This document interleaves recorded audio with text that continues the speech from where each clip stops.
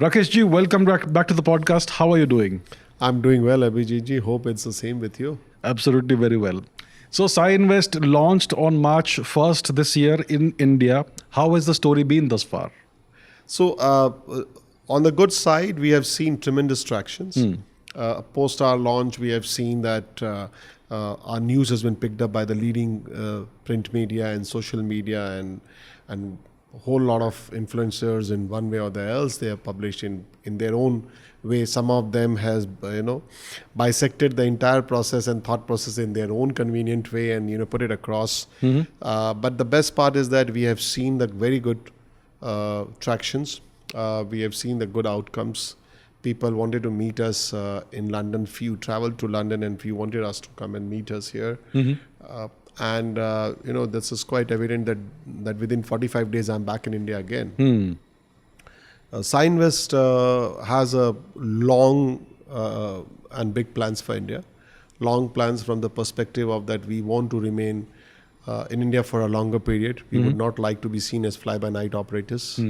That once you get the license and you start the doing, and then one fine day you, just like few of the big boys have done. Okay. Big plans because India is a growing market for us. And also India demonstrates a very high level of economic maturity also, especially with the class affluence in terms of investments. Okay. So that also brings a lot of positivity with regard to how India has been seen. And that also makes us believe that we should go big for India. As you know that we have multiple companies in the group. So SayeNvest, Caps Advisory, which happens to be the flagship bearer of the company, and they have been getting a lot of attentions across the world, largely in the North America, where we are now the most preferred advisory firm. Okay. And SayeNvest Asset Management is the asset management arm which is going through the majority of the drills, while we are buying some asset management company in the West, setting up completely in India. Then we have real estate, which we are growing in the New York market. And subsequently, we have insurance arm. We have our own plans for come with a bank as in couple of years on the lines of a digital bank, like many other digibank have come through. So many things we are doing it. Tech companies operating out of California, and then the media companies coming up in LA.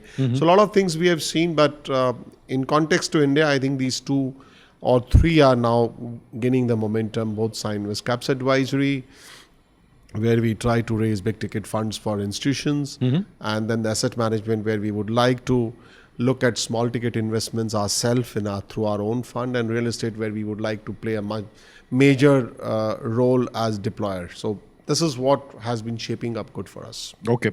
And you have a significant presence in the Middle East also. So how is that going? So Middle East always happens to be a key area for us. And in the past, as an institution or in a corporate role, I have been dealing with the Middle East sovereigns for a longer time. As we move forward, Middle Eastern sovereigns are becoming bigger and bigger and bigger. Some have already broken the ceilings also. So, keeping in view of that, we have strengthened our presence. Today, we deal with 9 of the top 12 sovereign wealth funds across the world. And that made us believe that we should now focus more on the Middle East piece. Last 12 odd months, I've been quite active in the Middle East space, largely on the sovereigns. Okay. We are the first global advisory firm to sign a MOU with MISA, which is Ministry of Investment Saudi Arabia. Okay. To build and foster the investment process and whole lot of things.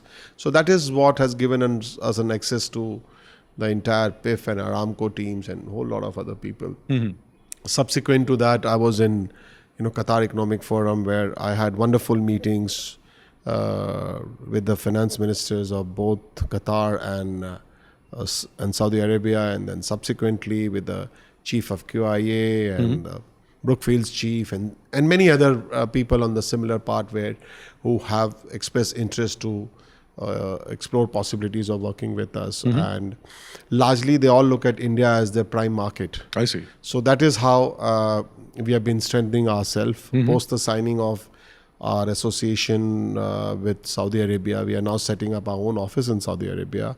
At the same time, we are also in continued dialogue with ADGM to set up our Abu Dhabi office also as we move forward.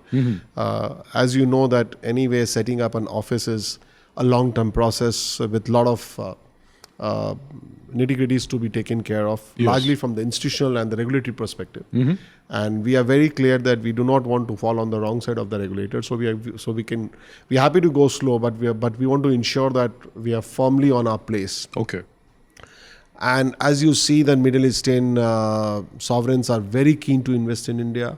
They all look India as a growth market. They all look India as a new global market with regard to how things has been happening. And here, maybe for a wonderful note to your audience also.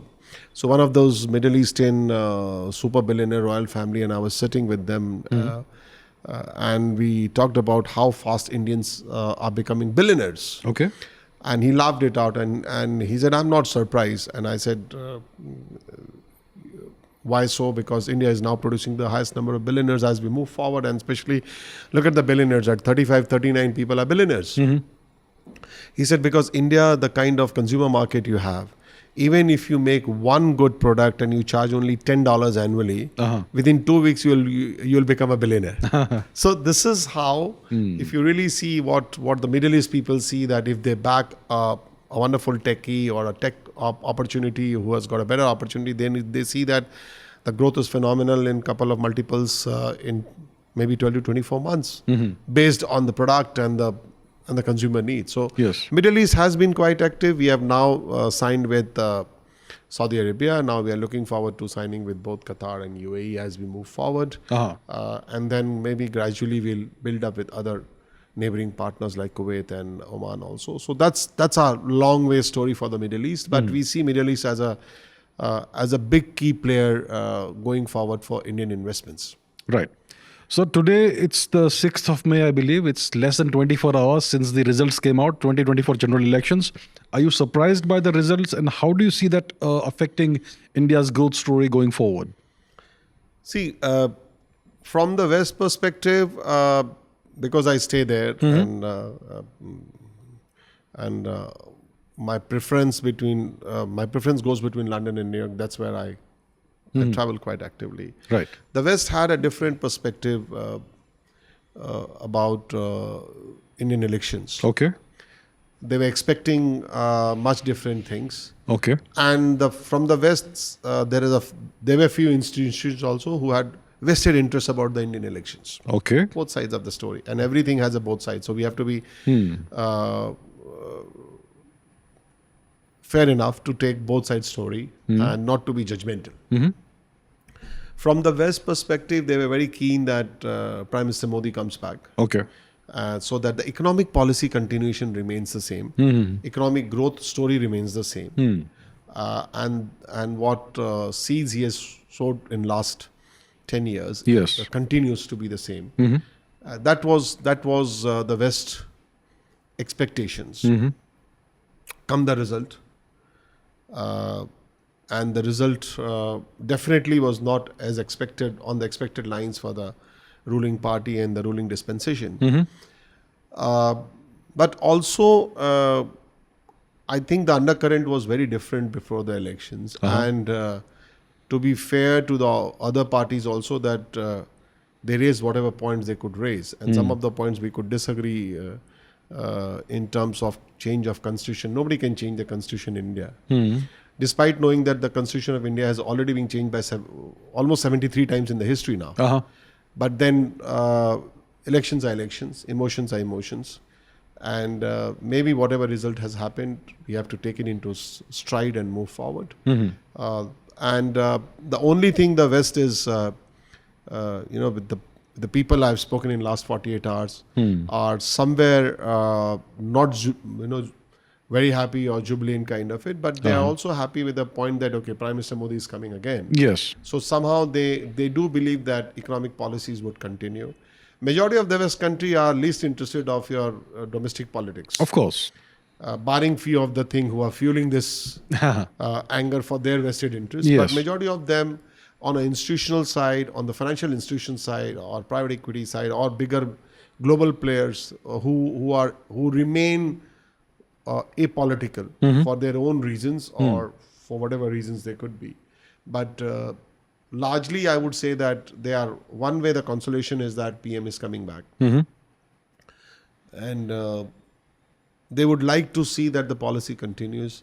They would like to see the less bickering with this coalition dramas and all those things, and they like to see that India remains on the growth trajectory of 8.2% or above 8% continuously as the world tumbles down. Majority of the economies are not really giving in the same point. Yes. In certain countries, if you really see, the fiscal deficit is so high that you can't even know where the country lies. So that is where I'm sure the expectation and anticipation is that he would continue the same policies. He would make it far more reachable with regard to his policies. Okay. I didn't mean to say that it is not happening, but I also mean to say that now maybe it would be far more concise in a reach out fashion, because the damages being done by the other side on the political side would take some time to clean up with regard to utmost clarity, transparency, communications, and end of motor mouth on both sides of politics. So that is how India could go and look forward to the Viksit Bharat 2047. So how important is Mission Viksit Bharat 2024 from a global perspective, and how important is the Indian economy from a global perspective?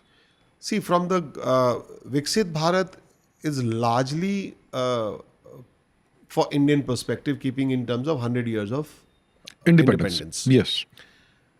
On the 100 years of independence, I was not born during that time, and I know that my father was born 5 years before the independence. Okay. So he has different thoughts, and my grandfather was a freedom fighter who moved to Calcutta and who still has that Tamra Patra and all those things. Okay. But I do believe that they were very fond of Jawaharlal Nehru ji and Pandit ji and talking about policies and other things. But today when you talk to them, they say that India has changed. And I'm sure India will keep on changing. The good thing I like about India is that irrespective of left, right, not left, I would say, both principal opposition and principal ruling, they have continued two things very, very steadily, which was economics and foreign policy. In fact, foreign policy has gone better than the past, but economic policies, we have not seen that anybody is coming and wiping out the past and then starting the new. The restart button has not been done, and that's good for us. On the Viksit Bharat perspective, the West is not too excited with the Viksit Bharat perspective, because West want to see that India's growth and India's emergence and how India grows about it. A small portion of West is also very concerned that the growth of India is overtaking them and making far more beelines than the rest of the world. So the fourth largest economy to third largest economy, because by 2047, I think we would be the second largest economy. Yes. Right? As we move forward. Yes. And I'm sure when, till the time PM is there and his focus is on the governance, this could be achieved very well. So that's why they are ignoring the fact that this Viksit Bharat is only for the domestic consumption. From the Indian perspective, I think Viksit Bharat needs a lot of elements. Okay. Especially because I could say about economic, banking and finance and investment perspective, we need big time investments in India now. And that could make a lot of things possible, because remember, India's journey to the capitalist economy has always been challenging and always been looked under the lens of the eyes that there's been some private placement with regard to private treatments of people and other things. So that's where I would say that Viksit Bharat is a Bharat which we would like to see, which is developed all across. Now, to develop all across the India in the same way, about Bharat Ka Vikas. Bharat Ka Vikas, it is a far longer journey with regard to only investment and banking. Okay. But you also need a lot of financial policy streamlined, which is going to happen, I believe so, in the next 5 years again. Okay. Which will focus on largely the building up the domestic consumption theories, largely ensuring that that the last man in the line is empowered with the best possible way.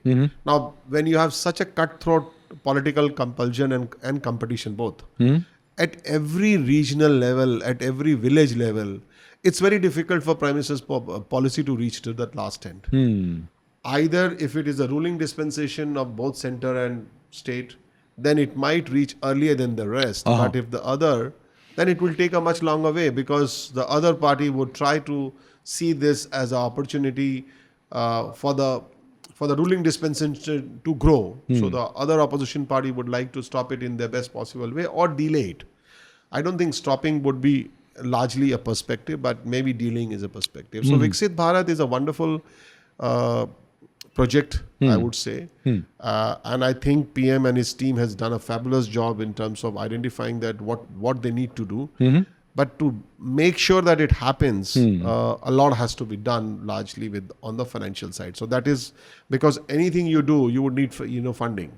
So if center doesn't have enough funding, and today the kind of brickering we see, that one state says that my GST collection has been due for XYZ, the other state is still saying is due long.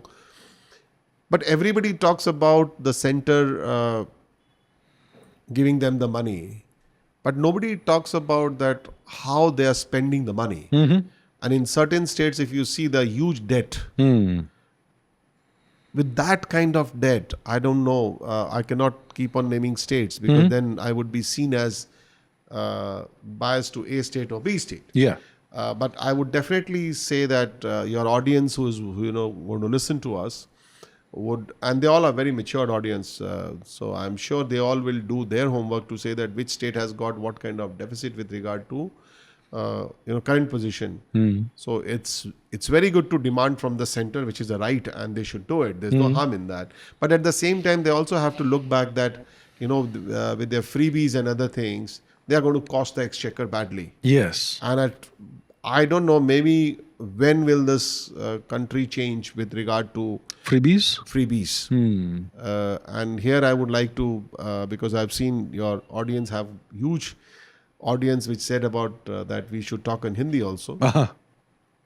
So कहीं ना कहीं मुझे लगता है कि जितने ही लोग हैं जिनको फ्रीबीज मिलता है या जिनको फ्रीबीज चाहिए, उनको भी कभी सोचना चाहिए कि ये फ्रीबीज आते कहाँ से आते हैं.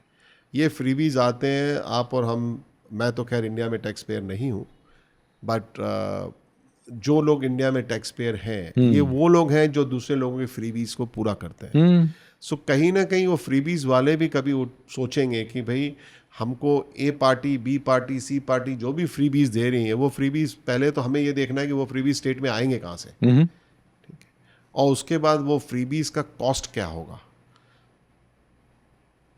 Some of the states are paying so heavy interest on those external borrowings and the costs. That cost is also added to the freebies. Yes. So that is where the maturity lies, that maybe I believe maybe it's a long drawn process कि यहाँ के लोगों को अभी सोचने में या समझने में टाइम लगेगा, because एक बार वो आदत लग जाती है फ्री की, तो फिर you don't work hard. You always say कि अच्छा आ रहा है तो फ्री आ रहा है ना, आने दो. And the moment whoever stops free things, he is bad. उसको वोट मत दो. Yes. और जो फ्री बोल के जा रहा है उसके पास कोई कैपेबिलिटी नहीं है फ्री देने की, वो सेंटर से लेगा, वो सेंटर से मांगेगा. और इसमें आई थिंक मेरी अभी मैं दिल्ली में था, एक IAS चेयरमैन के साथ बहुत अच्छी बात हो रही थी. तो मैंने उनसे कहा कि ये, और वो मेरे बहुत सीनियर हैं, 25 साल 26 साल से वो IAS हैं और बहुत अच्छा काम कर रहे हैं, बहुत अच्छा उम्दा काम कर रहे हैं, और वो ए पॉलिटिकल आदमी है. मतलब मैंने उनको कभी किसी पॉलिटिक्स में फॉर और अगेंस्ट बोलते भी नहीं देखा.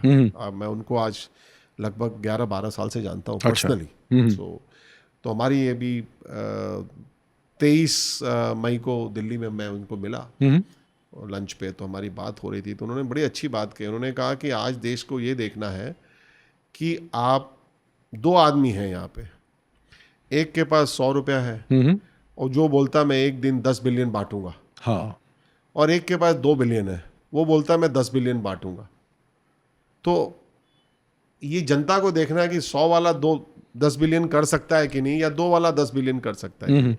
तो मैंने उनसे कहा कि आपने ये एग्जाम्पल मुझे क्यों सुनाया? हाँ हाँ। तो उन्होंने कहा बिकॉज आप फंड मैनेजर हो और आपने दुनिया में बड़े बड़े फंड चलाए हैं, मैनेज किए हैं, इसलिए मैंने आपको फंड मैनेजमेंट के कॉन्सेप्ट से ये समझाया कि ये फ्रीबीज में जो बांटने वाले हैं उनको भी लोगों को देखना चाहिए और जो नहीं बांट रहे हैं उनको भी देखना चाहिए। हाँ। मैं आई वुड डेफिनेटली अप्रिशिएट कि the current dispensation PM Modi और उनकी टीम ने इतना फ्रीबीज पे फोकस नहीं किया, या अदर देन द राशन, और अदर पार्टीज ने बहुत फ्रीबीज के ऊपर डिस्कशन किया है। बट मेरा ये मानना है कि मैं यहाँ कौन से पार्टी ने फ्रीबी पे बोला या नहीं बोला, मेरा वो सब्जेक्ट नहीं है। मेरा ये सब्जेक्ट, ये फ्रीबीज आएंगे कहाँ से? एग्जैक्टली। ये फ्रीबीज आपके स्टेट एक्सचेकर और सेंट्रल एक्सचेकर को कॉस्ट करेंगे। बिल्कुल। और ये फाइट बिटवीन सेंटर और स्टेट ये चलता रहेगा। जिनको पैसा मिलेगा वो खुश रहेंगे, जिनको नहीं मिलेगा वो नहीं खुश होंगे। जिनको मिलेगा वो फिर बोलेंगे अभी हमारा स्टेट का फ्रीबीज बाकी है। अभी कुछ स्टेट में तो मैंने सुना है कि लोग अब ऑलरेडी 24 घंटा नहीं हुआ इलेक्शन में, वो पहुंच गए फ्री, पहुंच गए। हाँ, पैसा लेने के लिए, पैसा मांगने के लिए। कुछ जगह तो पोस्ट ऑफिस तोड़ दिया लोगों ने, क्योंकि आपने बोला था कि हमको एक 8,000 कुछ 8,250 मिलेंगे। अब ये सही है कि नहीं ये तो सरकार जानेगी, बट ये है कि इस देश में कभी ना कभी, या हो सकता है कि कोई तो बोलेगा कि भाई ये फ्रीबीज जो है उसको स्टॉप होना चाहिए। और कुछ समय पहले मुझे अच्छा लगा था कि सुप्रीम कोर्ट ने बोला कि भाई फ्रीबीज के ऊपर मॉनिटरिंग होनी चाहिए, पहले आप बताएं कि आप कहाँ से देंगे। बट आई डोंट थिंक जिस तरह से खटाखट बांटा जा रहा था या बांटने की कवायद चल रही थी कि आपको भी देंगे, आपको भी देंगे, मुझे नहीं लगता है कि कभी सुप्रीम कोर्ट के पास इतना टाइम होगा कि इसके ऊपर भी फोकस करें कि भाई आप इतना बांट रहे हैं। सो कहीं ना कहीं ये सारी चीज़ें अगर इतनी फ्रीबीज के चलती रहेंगी तो विकसित भारत 2047 एक ड्रीम रह जाएगा। उस ड्रीम को पूरा करने के लिए पीएम को बहुत काम करना पड़ेगा, जो भी कर सकते हैं। और कहीं ना कहीं मेरे ख्याल से economic policies will drive the country.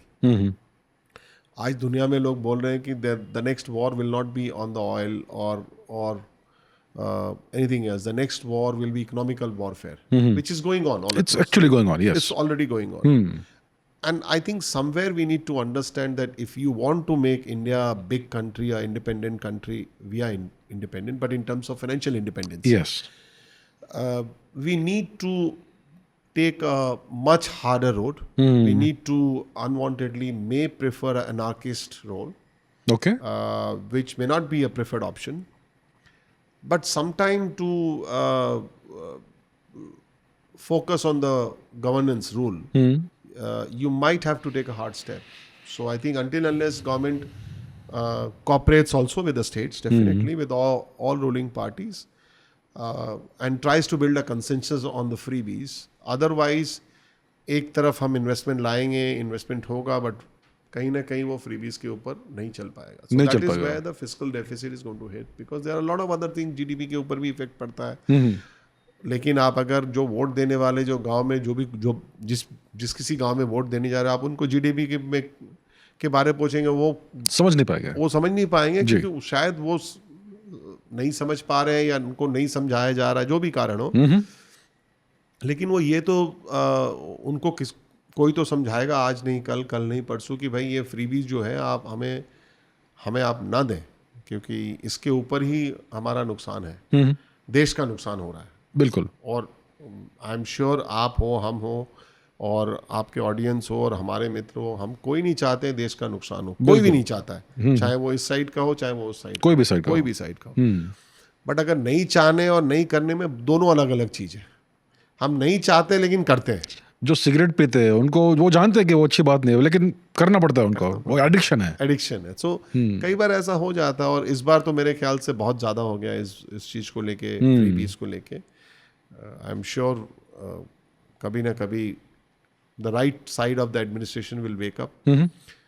And I want to see an India where they say, sorry, there's no freebies. Yeah. No freebies. You can choose to vote whomsoever you want. आपको जिस party को vote देना आप vote दीजिए। जो party जो party सड़कें बनाए, घर बनाए, आपको शौचालय दे, या फिर आपको जिस किसी स्टेट में वो कर रहे हैं, आपको अपने हिसाब से आप उनको वोट दें। लेकिन आप इसके ऊपर वोट ना दें कि भाई क्या कौन हमको 1 लाख दे रहा है, कौन 8,000 दे रहा है, कौन 12,000 दे रहा है, कौन 15,000 दे रहा है. At the Yeah. end of the day, these all are non-sustainable. बिल्कुल. और जो देने का भी बोलते हैं वो 2 से 3 महीने या 6 महीने के बाद वो भी बंद हो जाता है. इलेक्शन साइकिल खत्म होती है, बंद हो जाता है. Somewhere we have to be matured, and this is where the difference between developing economy, developed economy kind of mindset, right? And that's where the mature economies don't talk about all these things, because they know that somewhere you have to eat your own money, kind of it. Yes. So that's where we ended up on Viksit Bharat is a wonderful idea. It can put India as a much bigger map, maybe the second largest economy in the world as we move forward because of the people we have. Yes. But we need to do a lot of,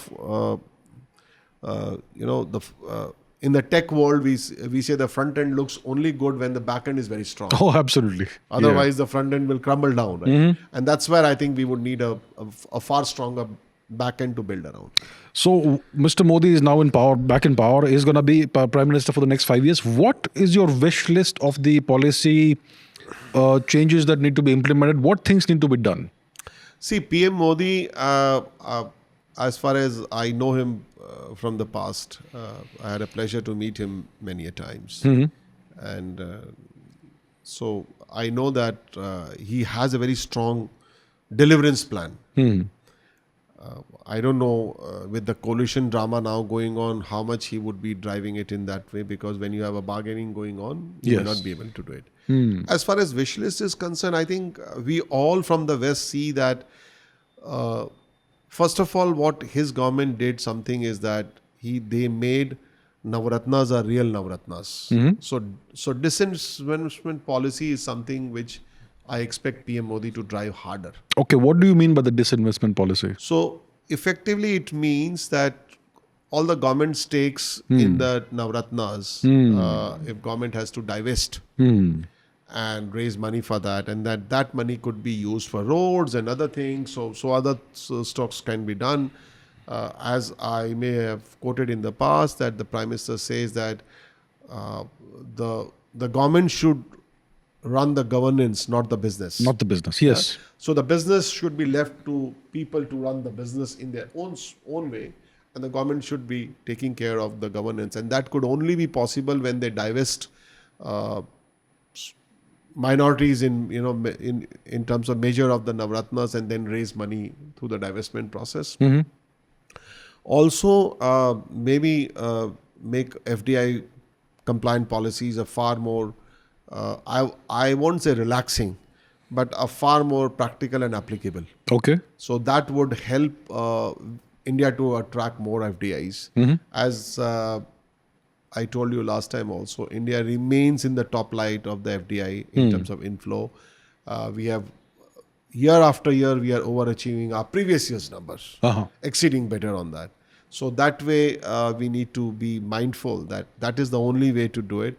Raise money and then deploy that money to other states, other ruling states, whichever we want to do it, and ensure that the growth is constant, because we all know growth is the only constant factor to drive a country. Yes, that's right. And as large as us. Yeah. So that's where I would see that PM Modi policies would be largely on disinvestments, and then more on economic policies to make far more accessible to the resources, accessible to the ease of use of business, and ensuring that the foreign players, the FDI route becomes far more accessible in terms of deliverance. Okay. Not in terms of signing MOUs, which every year, every state does 10 lakh crore, 50 lakh crores, and I don't know where do those MOU goes. Yeah, where does the money come in? Oh, Yeah, I have not seen that. That's what. Yeah. Even if it is coming, maybe a small minuscule percentage comes. Right. But that's where I think everybody needs to be mindful that signing MOUs and patting your back doesn't help you till the time you get the money. And in terms of the number of MOUs with regard to amount they are signed, and look at FDIs with regard to what they are getting in India from the domestic level to at the national point, there's a huge gap there. So why is there this big gap? We sign MOUs of this much, but only a small fraction of that money actually comes in. Why is that? See, if I go back to many a state, a lot of time it is all about creating a story that we have signed 20 lakh crores of MOU. Effectively, I don't know the chief executor, whoever is and in terms of state, the chief executor is the chief minister. In terms of country, the chief executor is the prime minister. Yes. I'm not sure each one of them are on the top of the things that this is being signed. Okay. Maybe at the end of the day, somebody walks up to him and say that, listen, we have signed 20 lakh crores, and he goes up and makes a statement. But if you ask people that, and I'm sure some point of time now, the kind of maturity people are showing, the social media being so active in the market. So I'm sure people would walk up to them and say that, oh, what happened to that kind of FDI? Yeah. And we see a bit change, but it would take a long way because unfortunately in India, politicians have a very good habit of patting back to themselves by themselves. So just to keep them in the news and hover around in the world, maybe that's the way they function. And in terms of Prime Minister's policies, I think, as I said, that we are going to lend our hand to the government of India to ensure that whatever funding they would need in terms of sovereigns or pensions and global institutions, we would like to lend our hand, work in tandem with the government. And because at the end of the day, I still remain Indian from the heart.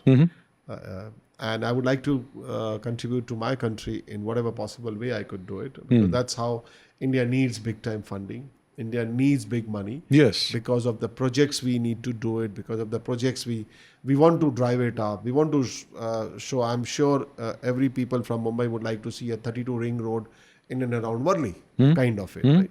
Or maybe around Andheri, kind of it. It's the same thing people would like to see, maybe a 16 ring road in MG Road in Bangalore, or maybe in Connaught Place in Delhi, because these are the ring roads which also ensures that you also take care of the city limits as well as the outskirts. Why I'm giving a ring road example, because I have personally seen that in Beijing and other places where, or even for the US, is that how well they have streamlined many things. So these are roads are one project, but there could be many things, and for all those things you need money, and that money, and not every time World Bank or ADB can fund it, because every institution has their own bandwidth. Let's be honest to accept it. So to make that funding accessible, you would need institutions like us who have deep pockets and deep relationships across the world to help you to grow and build that money. Now, when companies come into India, when foreign investors come into India, what are the problems they face and what can be changed? One question we always hear is the ease of doing business. And the sense I get is that it's difficult to do business in India. So what can be changed? What policies can be modified? See, I think ease of use in India or ease of operations in India have improvised. Of course. Definitely. Yes. But is it the same like the West? No. That's the question. We are nowhere closer to it. And I can give you an example that if I have to open a company in London, it could take anything between 3 hours to 5 hours. There you go. If I have to open a company in India, God forbid, I'm not sure how long it takes. I'm still struggling. There you go. You need this document, that document, this. And I'm saying these documents are issued by you. You can check it up. No, this has to be checked by the British government, then the British government checks it, then it goes to the Indian government. Indian government checks it, then it comes to the Delhi, and then it goes to ROC. And I'm saying, do you want the money or not? Money is coming in. Do you want it? Money is coming. And that is what puts off the big guys. And then they come to us and say, okay, if you're launching a fund in India, we'll put the money to fund, instead of going around the government office and babus. And sometime when you really see the situation where people are being in a lighter way harassed, kind of it, that for an address change, you have got 30 forms, this form, that form, this form. I don't know. It's like, I know for sure that in today's world, where the world has moved, because I've spent almost 3 decades in banking, ran some of the iconic global banks also. And so I was in India last December with my family. After 6 years, we came to India, spent time in Bombay, Calcutta, Delhi, other places. And what we have seen was tragic is that just to update a mobile number on the system, they need to see me first, they need to this document, that document, then they have 3 pages that has to be sent to central processing. And I said, we are still in a typical Babu banking. ये form नहीं है, वो form भरिए, वो form देखिए, आज आदमी नहीं है, आप मंडे को आइए, आज वो छुट्टी पे है. And that is what really makes you believe that yes, we have grown up, yes, we are matured economy, heading to that, but we are still not coming out of that Babu's kind of it, right? The red tape, the red Babu's. tape bureaucracy has never been challenged in a right way, and that is where it is. So coming back to ease of use and what foreigners or foreign entities, when they come, some of them come with a very long, deep pockets to remain in the longer market, but they leave early because they are tired of GST people visiting their office. Arey ye nahi hua, aapne ye nahi kiya, and then one fine day, some days somebody or the else will visit to their office. So a lot of things happens to that point.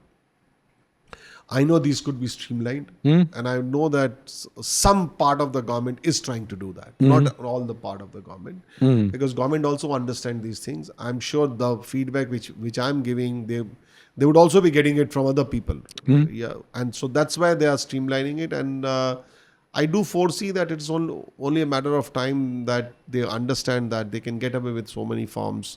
You could do it most of the things online, but then what do you do that this Babu says, you have to come with all the documents to me. So that's where it will be a challenge, and I do foresee that this would be changed in the shortest possible time, because Indians are habituated of taking the challenges and overcoming it. Yes. So I know for sure that being an Indian that we never get disturbed with the challenge. Yeah. Yes, we could delay it according to our convenience. But once we take it on our hand, we'll always do it. I think the government has taken many strides in streamlining processes. For example, the passport issuance process is very easy now. Correct. It used to be a nightmare in the past. Much more needs to be done, but I am sure it can be done. I hope it is done. What other challenges do you think the government needs to tackle head on, and make it easy for everyone? This is where I think I would like to point about the fiscal deficit and the GDP point. Okay. So the fiscal deficit to the GDP, the government aimed at 5.6. Government target was 5.8, and we are hovering at 5.6 fiscal deficit to the GDP. And then the fiscal deficit today is at 5.1%. And the government focuses at 4.5% next year, which is still a good point. Okay. So those are two different subjects. But the biggest point on this is the debt. Okay. And today, the kind of debt scenario we see in India, and that's why the word debt and death are not too far away with each other. Right. That's what my parents said, that you should never borrow money because the debt becomes death over a period of time, unfortunately, if you don't keep up to the payments. Yes. Or for whatever other reason. So India's debt position is not very encouraging today. Okay. Especially with the states borrowing so much. Okay. India has not been borrowing much on the global space, but India has also made the policy so federal that states can also borrow from outside. Okay. So that way, some point of time the debt hits the ceiling. So that's the point. When I see fiscal deficit and a whole lot of these things, financial prudence policy, one is that financial prudence policy, India lagged and India lacks. Okay. If you ask about somebody financial prudence policy, the basic mindset is that I'm filing my accounts on time. That's not financial prudence policy. Financial prudence policy is also that you are meeting your target of numbers across the economic and the investment cycle, not particular one number here or there. So that is where the financial prudence goes, and it also has a very strong compliance and regulatory affairs angle. So that's how the financial prudence is possibly would be something which India lacks big way. Not that they are not competent. There are a lot of competent people here who could do it. But maybe that chalta hai mindset. Okay. ठीक है, हो जाएगा, देख लेंगे, all those things. So that way I would say that India has a long way to go. I'm sure Prime Minister Modi in the third term, he has made a strong roadmap for 100 days. So I'm sure in first 100 days we'll see a lot of things coming out of it. A lot of new initiatives would be coming out of it. But it also reflects that the Prime Minister's hands are also crippled with a lot of unwanted situations. And we believe that it's only a matter of time that PM will be back in its own growth in terms of making things and leading the things in the best possible way. So do you see that this federal system that we have, and there is this emphasis on federalism and empowering the states, is that a major contributor to the debt issue? Yeah, because if you really see, we do have a very strong federal system. Right? But every election is also fought on the federal system. We have a very strong federal system where the government contributes to the state. Yes. Yes, there would be some discrepancy because I'm expecting 100, but I get only 80. So I'm being treated fairly or I'm being treated badly. But if somebody doesn't do 40, you can't give him 20. You have to still give him 40 because he's on the lower side, kind of it. So somehow balancing act can go right, can go wrong. I firmly believe that there's nothing called right and wrong. It's a perspective which makes it right and wrong. So for some perspective could be different. For some perspectives could be right, could be wrong. The point of federal and the central comes into the picture, where federal is allowed to borrow, but borrows at their whims and fancies. So there is less fiscal prudence at the federal level. Definitely, because and especially the states which are ruled by the opposition parties. Okay. Because there's a mindset that we are not your slave. Definitely, nobody is anybody's slave. That's a fair call. But when you run a country and if you have a mindset of slave, then there's something seriously changing. And as a country, what we cannot have a slave mentality. I would disagree with you, Abhijit, and then maybe you would convince me to say that this is a point. But if we keep on having that same brick ring going on, and I still go out and shout on the top of the window saying that I'm not being paid X, Y, Z on the federal central side, it doesn't behove to the leader. Second, it also creates an uncertainty in terms of the crowd, in terms of the people around the state. And that is where either side can take a benefit of it.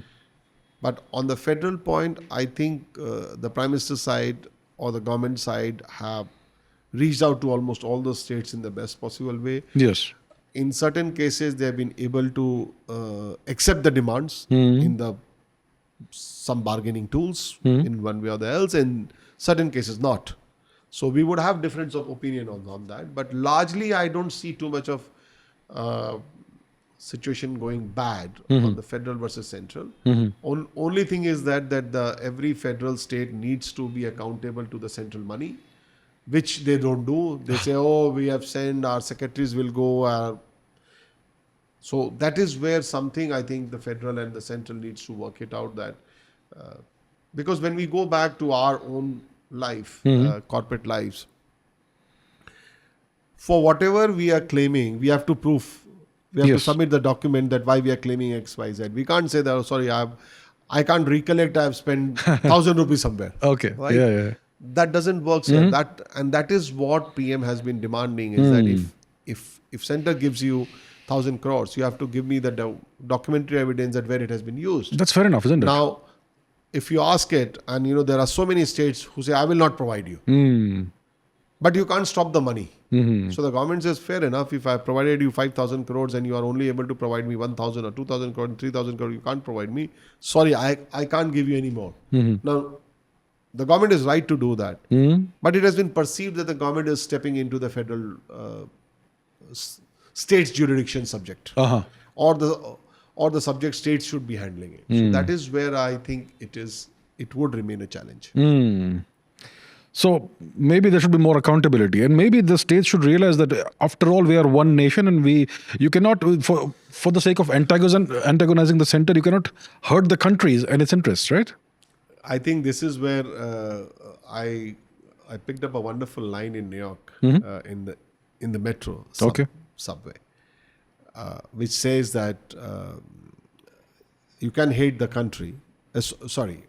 You can hate the government, but don't end up hating the country. There you go. Yeah? So it says that you may have reasons to hate Prime Minister Modi, or I don't use the word hate because hate is a too strong a word. So I would say you may not like Prime Minister Modi, right? Which is fair call. Not everybody likes it. Otherwise, he would have, instead of 37%, he would have got 76%, right? Yeah. Kind of it. So you may have your likes and dislikes, but that should not lead you to be hating the country perspective. And that's why I think what you rightly said, beyond A party or B party or C party, we need to think that we are Indian first. Yes. We have to stand for the cause of the India first.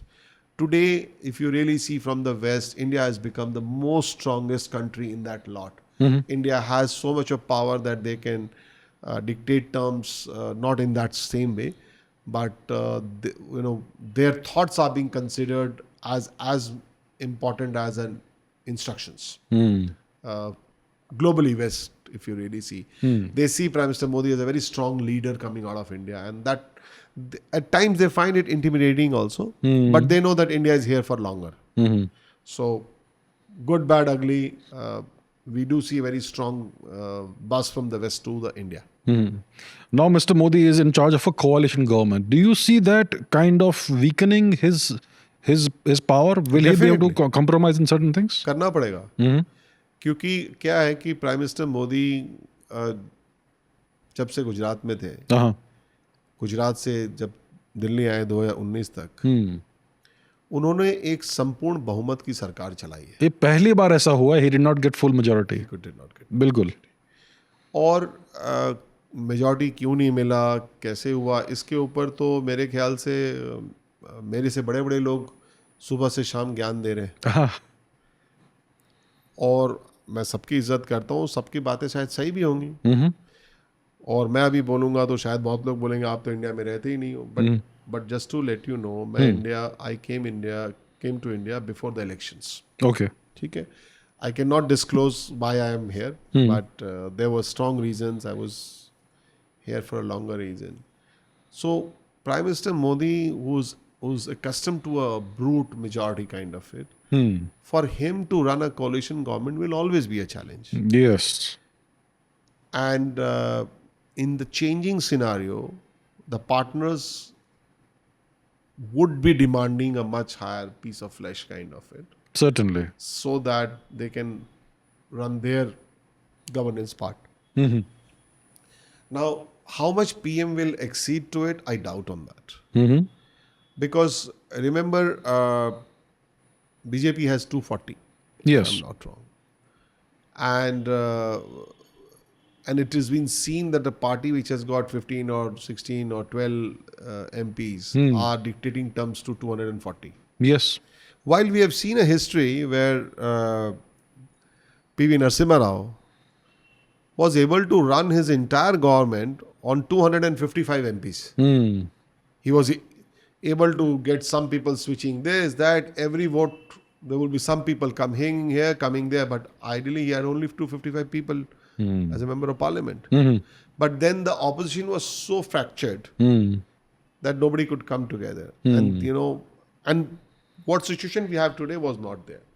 So Prime Minister Modi would have a challenge at his table to ensure that the governance happens. And I do hope that some good sense will prevail to the new coalition partners, that yes, we could demand X position, Y position, but the economic policy cannot be disturbed, because if that is disturbed, India will not have that kind of money which they wanted to have. Yes. And if India doesn't have that absent money, most of your projects are standstill. Yes, right. So maybe I do believe that there would be some good sense prevailing to people, and PM will be able to drive his own agenda. Mm-hmm. But when the coalition happens, we all are skeptical about it. So we'll see how Yes. does it happens. Hopefully, the economic policies and the foreign policies don't change too much. That is what I am hopeful for. I don't see that changing because one thing is that PM has continued the economic policies of the great Dr. Manmohan Singh ji. Manmohan Singh is a great economist. That's what I've always seen, and I've always regarded him as that way. And then if you really see the policies of Manmohan Singh was continued by Vajpayee ji, and then Vajpayee ji to Manmohan Singh's policies were largely continued to the Vajpayee ji, and then Manmohan Singh ji became the Prime Minister, so he continued. So effectively, if you really see 91, 96, the economic policy more or less is streamlined till 2024. Because one good thing has happened in India, and the West loves it, is that unlike UK where I come from, and the news is that when the Labour is going to have a brute majority with regard to sweeping majority kind of it. So they'll first undo all the conservative policies. I see. That's terrible. That's terrible. And then it is likely that Labour will lose if that happens in 5 years. So the conservative Tories will come back. Then they will again reverse everything? Then again. So the country will go 10 years back. I see. I think that way India has been better. That at least the government policies have been streamlined. They have not changed much. And I think that's what remains important for us. So what next in the next 5 years, let's say, for SayeNvest in India and globally? So for SayeNvest globally, we are now focusing more on the West market. Middle East we have done now. We have got an excess pool of close to almost $3.5 trillion of investments. $3.5 trillion. $3 trillion of investments from Middle East, all sovereigns together. Okay. And we have signed with one. Hopefully by in 2 weeks' time, we'll sign with another one who has got $680 billion fund. So we are now tracking it up, building it up, bringing them to India. With one, we are doing a roadshow in India and California, both together. Okay. SayeNvest is leading to it. SayeNvest is, as far as next 5 years plan is concerned, we would like to see in next 6 months our fund from Gift City Gandhinagar being operational. At the same time, we'll see how our Luxembourg fund of health tech and fintech is active, so that we start coming to India and invest in small ticket size to take advantage of the booming business in terms of health tech and edu tech and green tech, kind of med tech. Okay. So that's where we would remain focused. US has been our big market, so we will be focusing more on the US. We are partnering with two of the one giant sovereign and one giant private equity fund in the West to launch our special real estate advisory practice. Okay. So a lot of things we have been doing it, but 5 years, I don't know, 5 years I would be there or not, Abhijit, or there would be somebody else in the group to replace me. But I do believe that I'm going to drive it much harder the way we want to do it. I want to get more money for India from the West, more accessibility to the opportunities here, because India is a land of opportunities now. So, Yes. So we would like to do that. Awesome. Any parting thoughts for the audience, for the government, for whoever wants? No, I think the government, as I said, we would be more than happy to work with the government on getting the more and more money to India with regard to investments and other divestments both. And at the same time, we work with private entities, big private entities for their bigger funding projects. So we would be available, active in the market. From the government side, we expect them to continue the same policy, trying to make more ease of use of operations, and then we see how institutionalized we could do on the business space, streamline it, and if we could reduce the red tape kind of bureaucracy in one way or the else. And more importantly, a state should think that a state should not be getting into the mindset of A party or B party. So if federal and central come together, because at the end of the day, a few of the companies whom I know, they want to only establish themselves in Bangalore. But they see that, Bangalore, if you establish it, there would be center. So I Okay. say that no, it's not like that. Bangalore is also a good place run by the Congress government. They would also be facilitating what you want to go and do it in Bangalore, whether you do it in Delhi or Gujarat. It remains the same because India is one country and one nation. So we have to believe in that, and I do believe that some states would come out of this petty act of A party or B party kind of. Hopefully soon. Right. All right. Thank you so much for your thoughts. you. I hope that things get better the way you are proposing, the way you're recommending. I wish SayeNvest the greatest of success, and we shall touch base in the future whenever the opportunity arises. Thank you so much. Perfect. Thank you, Abhijit. Thank you. Thank you.